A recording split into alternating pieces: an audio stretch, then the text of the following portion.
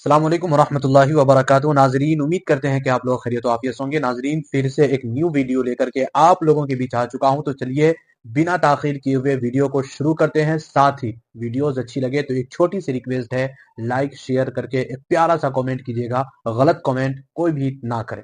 हिंदू कभी मुसलमान से नफरत नहीं करता, मुसलमान हिंदुओं से नफरत करता है।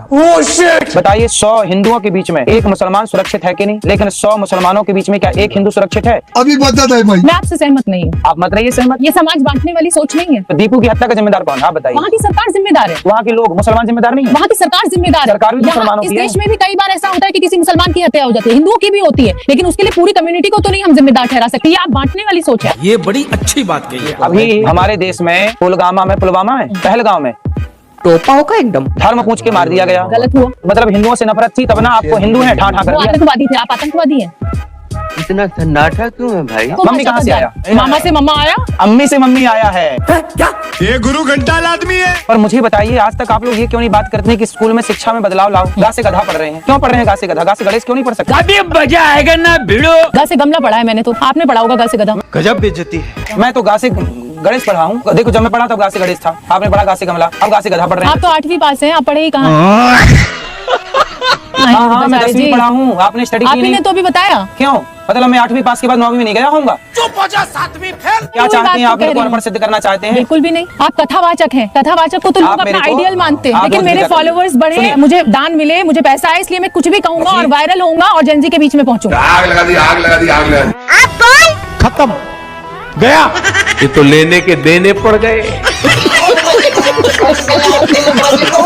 शाहरुख खान को गद्दार क्यों कह दिया? मैंने गद्दार कभी कहा ही नहीं। पाकिस्तान से बहुत प्रेम है, आप ही ने कहा। आपको नहीं लगता? आपका तो उस हीरो है। नहीं, मुझे तो नहीं आपको लगता। मुझे तो आपका लगता है हीरो किससे हिंदुस्तान से प्यार- मोहब्बत करता है शाहरुख खान। मंदिर तोड़े जा रहे हैं, जहाँ बहन बेटियां जलाई जा रही हैं, उस देश के खिलाड़ी को खिलाकर कौन सी शान बढ़ जाएगी मिस्टर केकेआर की? अब गर्दा उड़ेगा भैया। ऑपरेशन सिंदूर ऑन था और भारत और पाकिस्तान की टीमें खेल रही थी, तब भी ऐसा दबाव दिखाना चाहिए था देवकी नंदन ठाकुर को। तब कहाँ थे देवकी नंदन ठाकुर? Good question. मेरी बात खत्म नहीं हुई और आप बीच में कूद पड़ी। सर सवाल है मेरा, कूदी नहीं हूँ। बीसीसीआई ने हमारी बात को सुना, उसके लिए बीसीसीआई का बहुत बहुत साधुवाद। ये सनातनियों की जीत है, हम लोगों के दर्द को उन्होंने समझा। अंग्रेजी बोल बोल के कैसे बात को घुमाया जाता है। ऑपरेशन सिंदूर के समय जब भारत और पाकिस्तान के बीच क्रिकेट खेला जा रहा था, तब सनातनियों को दर्द हो रहा था या नहीं हो रहा हर था? चीज में हमें कष्ट है, लेकिन हर चीज तो हमारे कंट्रोल में नहीं है ना। यहाँ आपके कंट्रोल में चीजें कैसे आ गई? क्योंकि सामने जिसे आप मिस्टर केकेआर कह रहे हैं, वो देश का हाँ। सुपरस्टार शाहरुख खान, वो मुसलमान है। इस वजह से यहाँ पर आपको लगा कि आपके हाथ में चीजें हैं। सही पकड़े हैं। जबकि उनकी टीम में पार्टनरशिप जूही चावला की भी है और जूही चावला के पति जय मेहता की भी है। लेकिन ना जूही चावला के लिए आपके पास कोई शब्द है कहने को, ना जय मेहता के लिए आपके पास कोई शब्द है कहने को। सिर्फ और सिर्फ शाहरुख खान, क्योंकि है मुसलमान, इसी वजह से देवकी नंदन ठाकुर के निशाने पर है।